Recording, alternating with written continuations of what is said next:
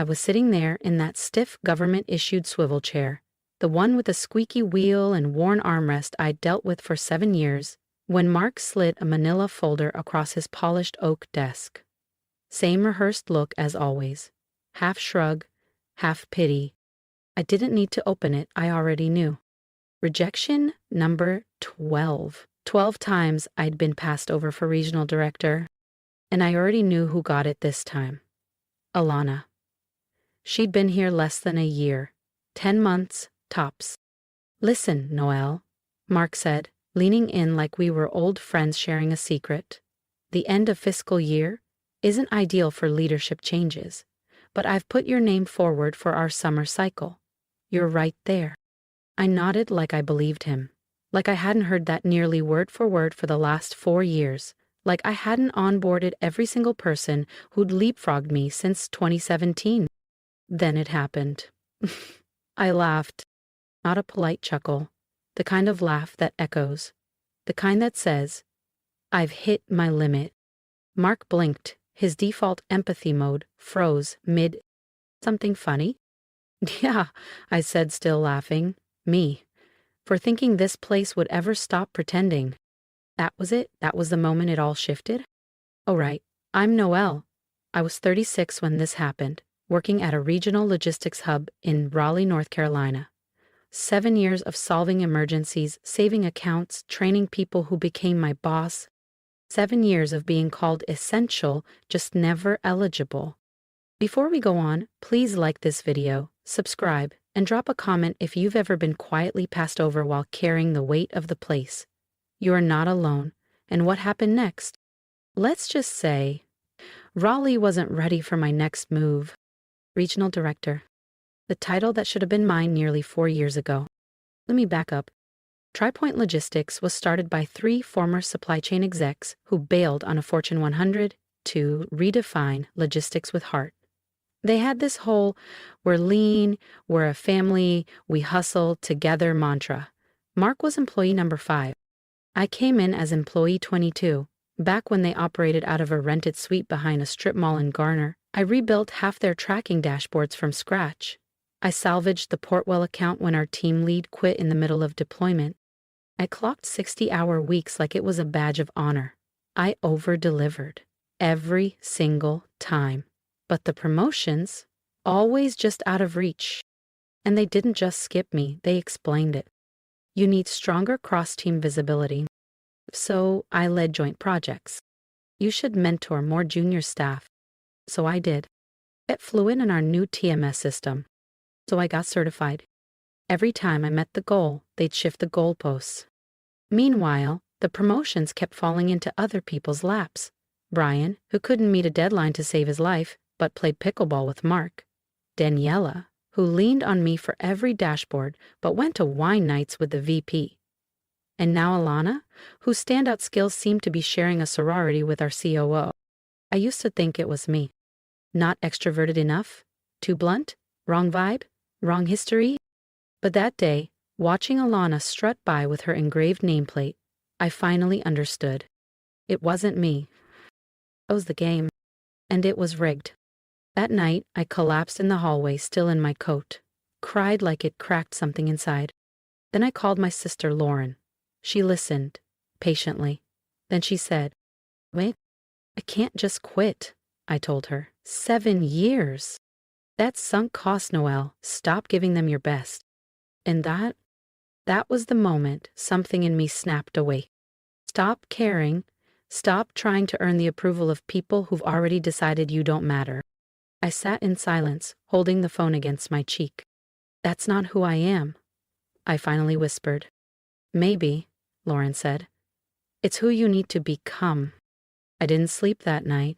Her words looped in my head like static. 7 years. 7 years of showing up, proving myself, holding the line. And for what? For a pat on the head and a promise that never came? Something in me stiffened, hardened. A plan started to bloom in the back of my mind. Because here's the thing. I knew how TriPoint Logistics actually ran, not the version they presented to investors or flaunted at recruitment fairs. I knew which contracts were hanging by a thread. I knew which teams were behind, which reports were faked, and which clients only stayed because I personally kept them calm.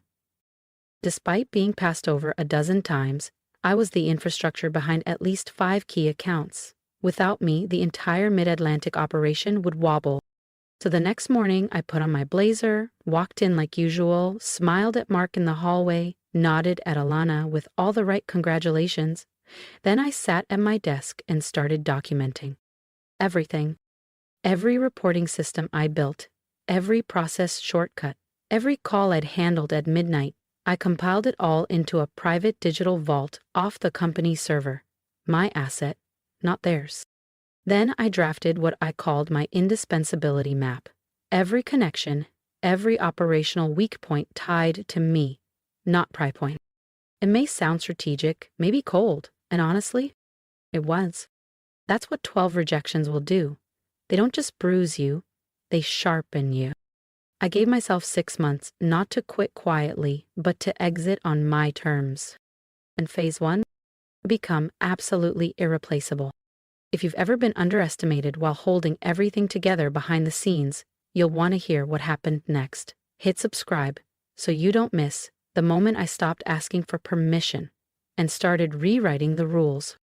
I volunteered for every chaotic client fire. I became the person they called when systems crashed or tempers flared. When our largest account, Riverspan Logistics, hit a snag, they didn't go through official channels. It called me directly. Not TriPoint's help desk, not their assigned liaison. But I was strategic. I didn't sabotage anything. I didn't create dependencies that weren't already there. I just became the solution. And I kept documenting it all. That was phase 2, my escape hatch. I started meeting old coworkers for coffee, people who'd jumped to startups, venture-backed firms, even niche consultancies. I refreshed my portfolio, not a resume, because I wasn't job hunting. I was architecting something new. Phase 3 was the hardest, emotional detachment. I stopped flinching when Mark took credit for my strategy decks. I no longer cared when I wasn't invited to leadership alignment lunches. I stopped viewing TriPoint as the company I owed loyalty to and started seeing it as a temporary tool, a bridge to something better. Then, in month 4, it happened again. Promotion number 13. This time to Kyle. 2 years at TriPoint. No standout contributions, but loud, confident, and very good at echoing leadership buzzwords. Old me would have broken. New me, I just smiled. Congrats, Kyle, I said, and meant none of it. Mark kept waiting for me to knock on his door, to ask, what do I need to improve? But I never came. By month 5, I'd built a financial cushion, incorporated Langston's strategy group, quietly secured a business line of credit, and I began discreet, non-committal conversations with 2 TriPoint clients who'd been venting frustrations for months. I wasn't stealing, I was simply available. Outful. Human.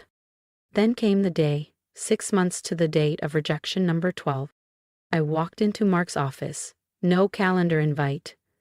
Just a printed letter. I'm resigning, I said, placing it gently on his desk. His face morphed in seconds. Shock, denial, panic. And finally, the look I'd waited years to see. Wait, Noelle, you can't just quit, Mark stammered. You're leading the Meridian freight transition, and we're in the middle of the Riverspan integration. I smiled calmly. My 2 weeks' notice is in the letter, everything's outlined. He scanned the page like he could will it to say something else.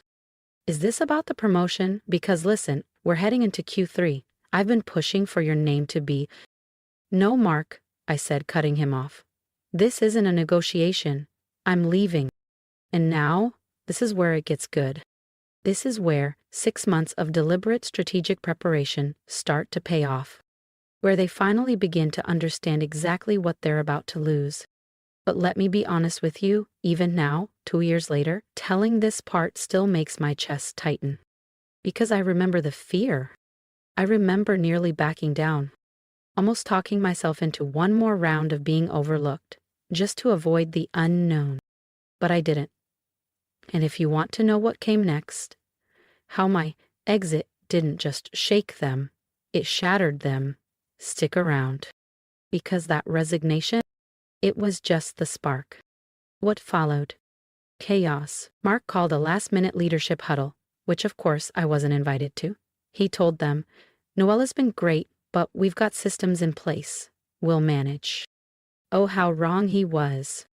Turns out I was the system.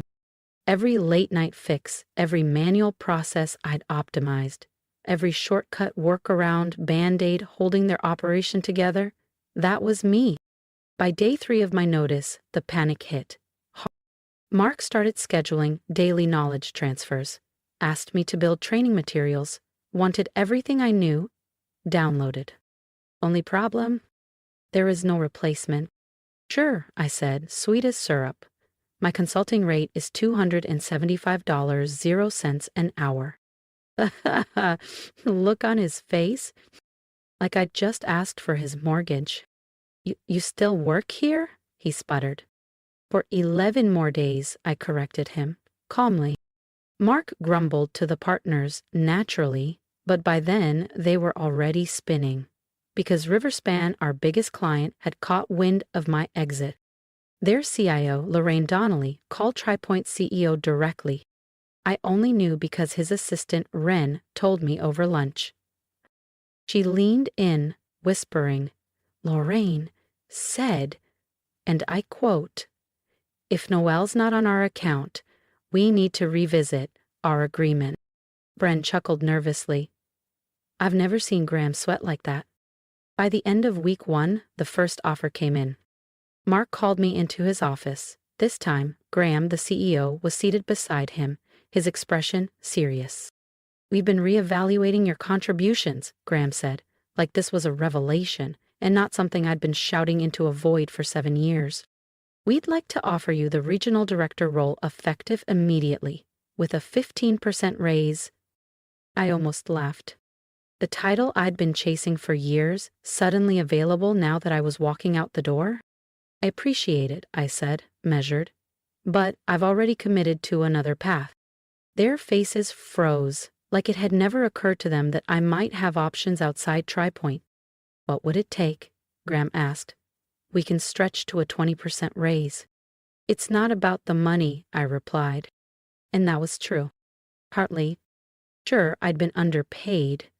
But it wasn't just that. It was about dignity. About not waking up one more day in a place that had told me 12 times I wasn't worth advancing. By week 2, desperation showed. The Meridian project was falling apart. Custom dashboards were failing, clients were calling, asking for me by name. Then came offer 2. Senior VP, 30% raise, leadership access. Choose your projects. I said no again. "You're being unreasonable," Mark snapped, the fake smile long gone. "We're trying to make this right." 7 years, Mark," I said quietly.